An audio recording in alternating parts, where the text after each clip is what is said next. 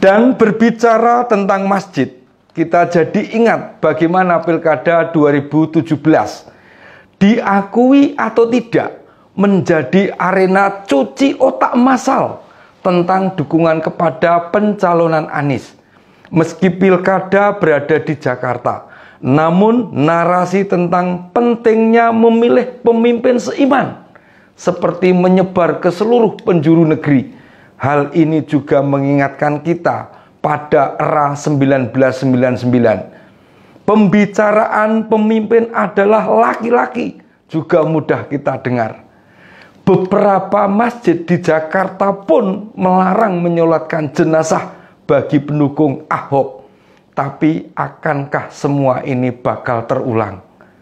Sebenarnya ini jadi tantangan besar bagi umat Islam. Apakah akan membiarkan tempat ibadah bagi kampanye mendukung calon presiden, termasuk MUI, Muhammadiyah, NU, dan berbagai ormas Islam lainnya? Politik identitas seakan-akan melekat dan mengikuti kemanapun Anies melangkah. Tentu ini kendala besar bagi Nasdem. Jika memang benar Nasdem bakal menggandeng Demokrat dan PKS, maka kemungkinan akan tercipta 3 pasangan capres. Gerindra bakal mengajukan Prabowo Subianto dengan dukungan PKB dan PAN. Sementara Golkar akan realistis kembali merapat ke PDIP untuk bersama-sama mengusung Ganjar Pranowo. Puan Maharani yang digadang-gadang oleh segelintir orang DPP tidak akan dicalonkan.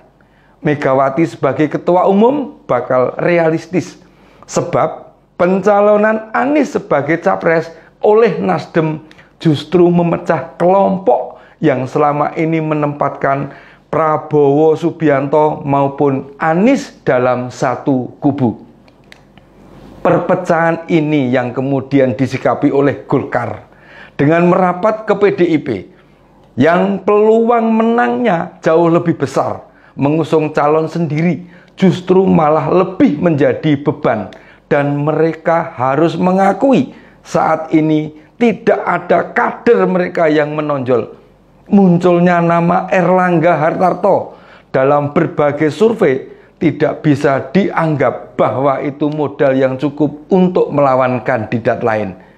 Selain unggul dalam survei, Ganjar juga memiliki basis pendukung militan, non-partai. Artinya, PDIP bila mencalonkan Gubernur Jawa Tengah memiliki 2 sumber suara. Pertama, kader dan struktural partai ditambah relawan yang hingga kini sudah terbentuk di banyak wilayah. Mega tidak akan bersikeras mengajukan Puan Maharani, sebab yang akan bertahan memilih putrinya itu tinggal struktural partai saja. Sementara kader PDIP maupun relawan Ganjar diprediksi bakal abstain.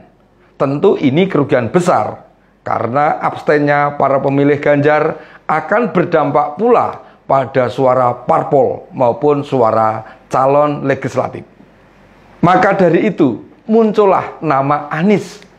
Sebenarnya tidak banyak menggelisahkan partai lain untuk melakukan hal yang sama, baik Prabowo Subianto maupun Ganjar Pranowo.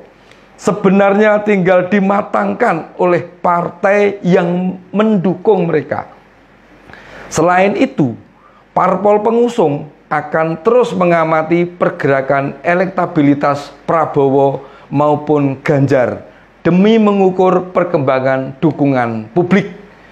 Lalu apakah Anies dalam survei elektabilitas bakal naik ketika merapat ke Nasdem?